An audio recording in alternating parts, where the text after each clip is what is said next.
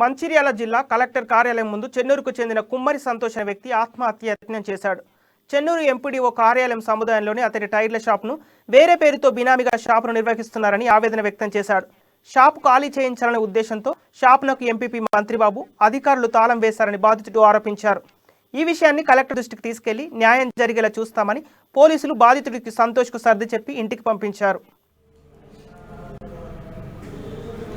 అయితే ఈ కుమ్మరి సంతోష్ అనే వ్యక్తి మా చెన్నూరు మండల ప్రజా పరిషత్ కార్యాలయం యొక్క కాంప్లెక్స్లో రూమ్ నెంబర్ 1లో ఏంటైతే ఇంతకుముందు ఈ రూమ్ అయితే కుడిపల్లి వెంకటేశ్వర గారికి ఇది అగ్రిమెంట్ ఉన్నది. ఈ అగ్రిమెంట్ కూడా గతంలో చేయడం జరిగింది. ఈ అగ్రిమెంట్ చేసిన వ్యక్తి ఇది అగ్రిమెంట్ కుడిపల్లి వెంకటేశ్వర 1/4/2015లో చేయడం జరిగింది.